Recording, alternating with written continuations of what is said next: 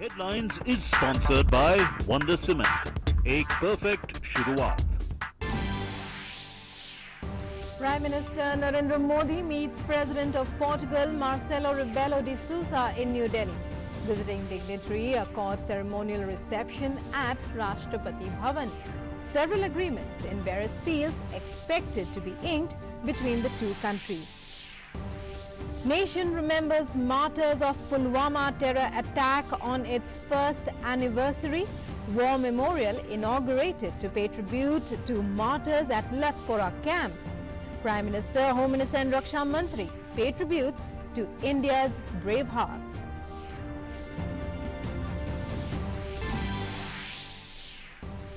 Finance Minister Nirmala Sitharaman says government's policies have been taken by the market in a positive way after the budget. An interactive session organized by Niti Aayog in New Delhi. Finance Minister expresses confidence that the economy will gain more momentum due to government policies. Government closely monitoring novel coronavirus situation. Prime Minister appreciates Wuhan rescue operation personnel of Air India and the Ministry of Health. High-level group of ministers reviews current status for prevention and management. Death toll in China crosses 1,400 mark. Today is the birth anniversary of former External Affairs Minister Sushma Swaraj, Prime Minister and Home Minister. Remember the charismatic leader. PM Modi says she epitomized dignity, decency and unwavering commitment to public service and was an exceptional colleague and an outstanding minister.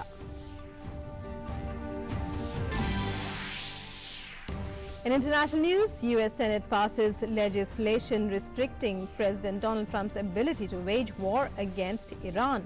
8 of Trump's fellow Republicans joined Democrats to pass the War Powers Resolution by 55 to 45, requiring Trump to remove US troops engaged in hostilities against Iran. Headlines was sponsored by Wonder Cement. एक perfect शुरुआत. Hello and welcome to this edition of the news. I'm Rukma with you once again. In our top story, Portuguese President Marcelo Rebelo de Sousa met Prime Minister Narendra Modi in New Delhi today. Both sides will hold delegation-level talks and are expected to ink several agreements at Hyderabad House. Earlier, Rebelo was accorded a ceremonial welcome at Rashtrapati Bhavan. Speaking to the media, Rebelo called India a superpower. He said India and Portugal can work for peace and sustainable development in the world. Well, I'm delighted to be here, invited by President Kovind.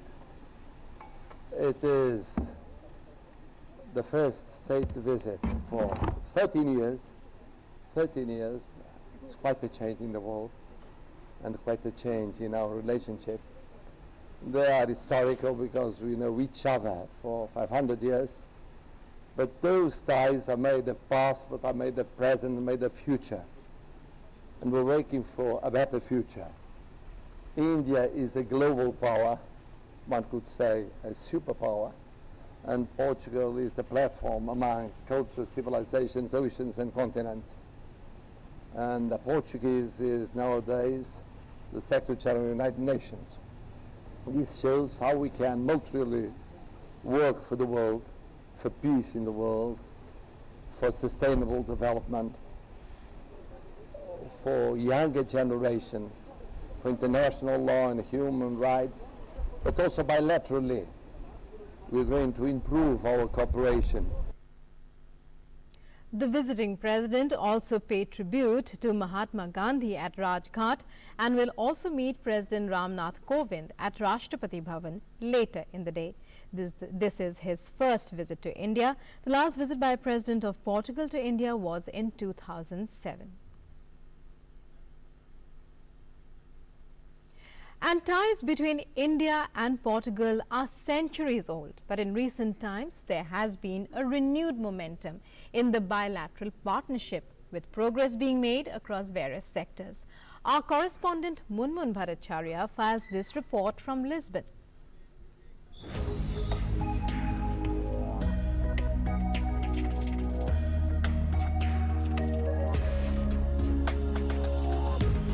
Lisbon, the capital of Portugal, is a city full of colour and character. This European city stands out with its unique architecture, white sidewalks, characteristic hills and trams, and statues that mark grand squares with fountains in full bloom.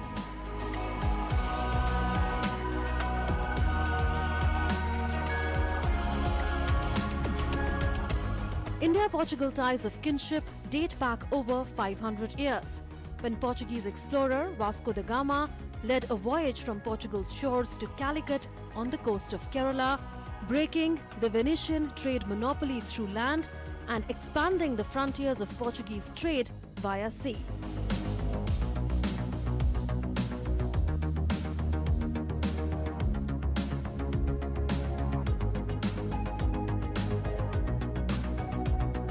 In recent times, political ties between India and Portugal have got a fillip through frequent high-level visits and several agreements cutting across sectors. Defence is a promising sphere of bilateral cooperation and a relatively new one too, with the first defence MOU signed only in 2017.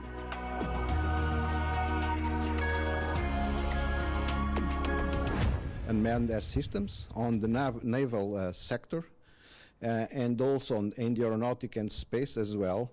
We have progressed quite well. At this stage, there are effective engagement between Indian companies and Portuguese companies that I believe that in near term will have effective results, either on transferring technology to India and also introducing some factory over there and training centers for this kind of domains, industrial domains and technological domains. Marine science and oceanography is another area where cooperation is set to grow. Our cooperation link started about 20 years ago with the National Institute of Oceanography in the area of marine robotics to develop autonomous robots for ocean exploration. And together we developed what I think was the first civilian prototype of such a system. And ever since we have been cooperating on the development of other kinds of robots for scientific applications. Portugal has become a springboard for Indian companies to set base and expand to the rest of Europe. Portugal was very important for us to launch other countries because of the geographic region that we are at the moment. Also, we have really good relationships with most of the countries around Europe, South America, even Africa. So it helped us in that relationship, in that bit, it helped us a lot. Post-Brexit, Portugal aims to give a foothold to companies based in UK and looking to expand further into Europe. Portuguese Prime Minister has actually recently declared again when he visited India that he would like to receive companies who are based in the UK to keep their base in the UK but to have a foot in the EU in Portugal. With Portuguese platforms hand-holding Indian businesses, there are opportunities waiting for Indian startups and entrepreneurs. We give them complete assistance, we do hand-holding for them. From India, we bring them here, we assist them in setting up the business. Diversity and plurality is a shared value in India and Portugal.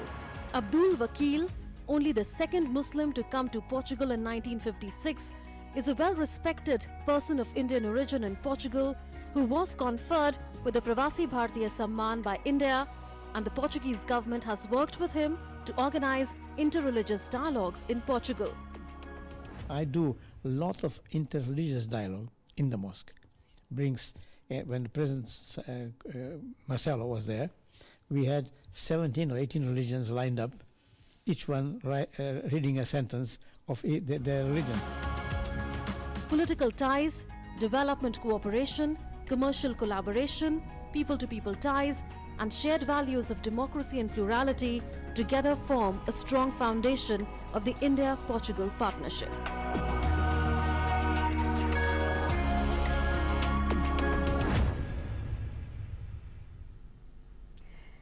And in other news, India paid homage to the brave hearts of the dastardly Pulwama terror attack that killed 40 CRPF Jawans on its first anniversary.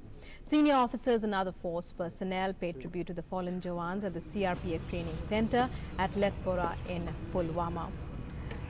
As the nation mourns and honors the supreme sacrifice of our soldiers, inaugurated a memorial to respect and commemorate memories of the Jawans who had to pay the ultimate price. The memorial has been erected at CRPF's Letpora camp near the site where the terror attack took place. On February 14, 2019, a Jaish-e-Mohammed terrorist rammed an explosive-filled vehicle on a bus ferrying CRPF Jawans. The bus was part of the CRPF convoy.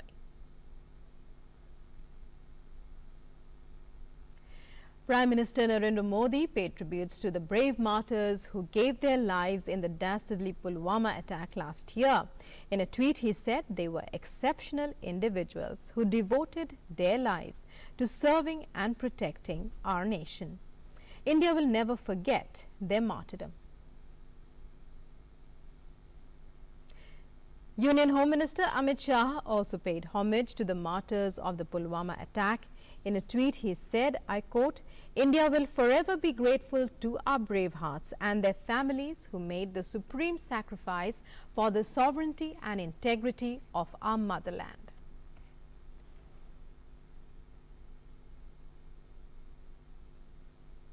Raksha Mantri Rajnath Singh remembered the fallen CRPF personnel who were martyred during the dastardly attack in Pulwama. In a tweet, he said, India will never forget their sacrifice.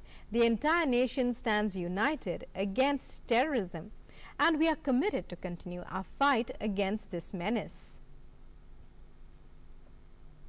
Special CRPF DG J&K Zone Zulfikar Hassan today said that conspirators of Pulwama attack were neutralized a few months after the incident. He also said that investigations are being carried out by the NIA into the matter and added that CRPF has tried its best to take care of the families of those martyred. जिन लोगों ने ये हादसा अंजाम दिया था उनका हिसाब किया जा चुका है और बाकी रही बात फैमिलीज जिन मार्टियर्स की जो फैमिलीज हैं वो हमारे लिए सबसे महत्वपूर्ण हैं and we have a structured system and we have tried our best to take care of them the strength of all the तंजीम्स working in the valley has been decimated. They are on the back foot, the forces are on top, and we hope that the coming days will be peaceful. Finance Minister Nirmala Sitharaman. Moving on to other news stories, Finance Minister Nirmala Sitharaman today held an interactive session on budget and beyond with professionals from asset management, wealth advisory, tax consultancy and other related industries at Niti Aayog. The FM informed that the market has accepted the budget 2020 positively. What I see as the fallout of the budget, immediate fallout, if not for medium or longer term, that it is one budget where the impact on the equity market, the bond market and also the currency have had a positive impact in that the currency market remains stable, the bond market's yields cooled off and the equity was positive. So I want to take that as a motivating immediate fallout. IMF spokesperson Jerry Rice has termed India's proposed budget accommodative fiscal stance as appropriate given the slowing economy. Responding to a question on the budget presented by Union Finance Minister Nirmala Sitharaman, Rice also proposed that the government continue to pursue medium-term reforms and fiscal consolidation because of growing debt levels. We think that given the weaker economic environment in India, which again we've talked about recently, the environment is weaker than we had forecast earlier, that a more accommodative fiscal stance this year is appropriate. So that more accommodative fiscal stance in the budget we think is appropriate. That said, while the budget touches on ongoing sectoral efforts, there remains an urgent need for more ambitious structural and financial sector reform measures, and a medium-term fiscal consolidation strategy anchored in tangible revenue and expenditure measures.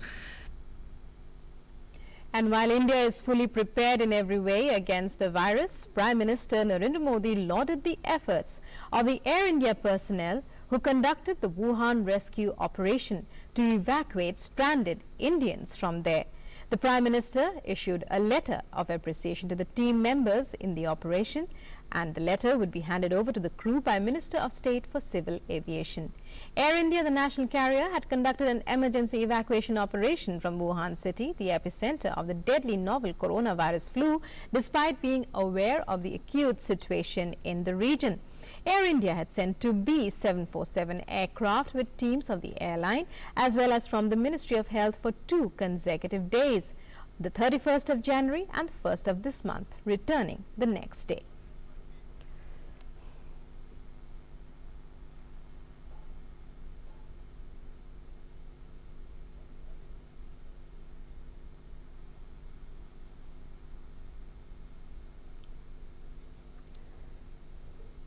And a temporary ban on the entry of crew on board ships from China, Thailand and Singapore into the Chennai port by stopping the issue of landing permit or shore leave pass is to take place. Ships from these countries are considered vulnerable to the spread of the coronavirus disease.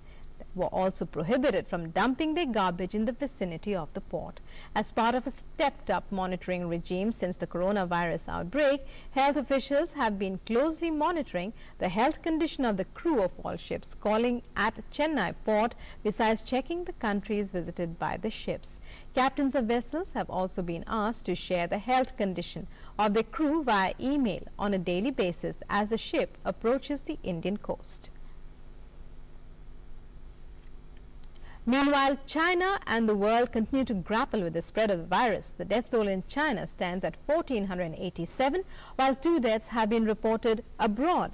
Japan and the Philippines have 1 death case each. China has reported 63,767 confirmed cases of COVID-19, while 505 cases have been reported from 24 other countries. Meanwhile, the number of cases and deaths jumped sharply yesterday, with authorities changing the way they keep track of the disease, and not primarily because of any change in the shape of the outbreak. Experts believe the new approach should catch many cases that had been missed before. That will allow more patients to get treatment and be quarantined faster.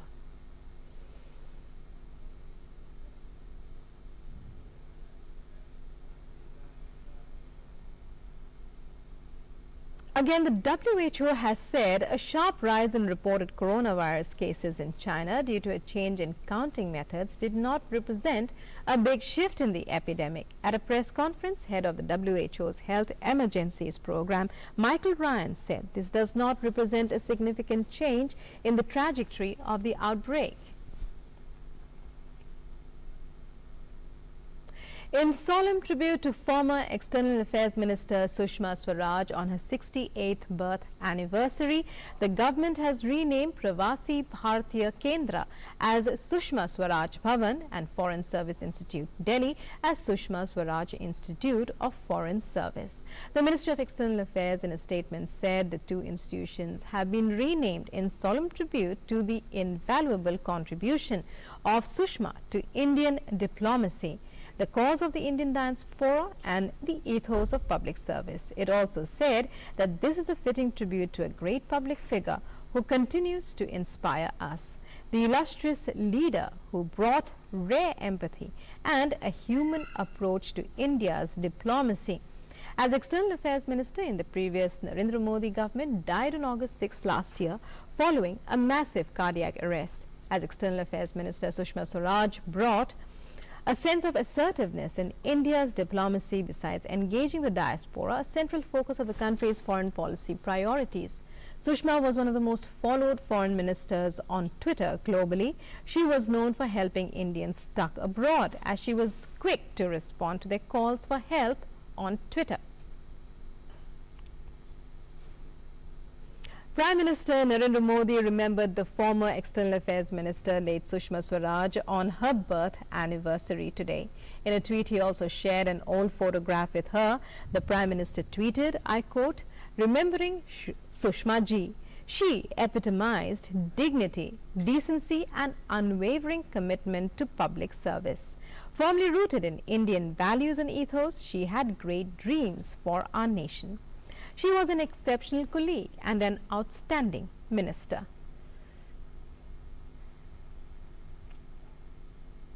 The US Senate has passed an Iran war powers resolution to limit the US President Donald Trump's ability to wage war against Iran.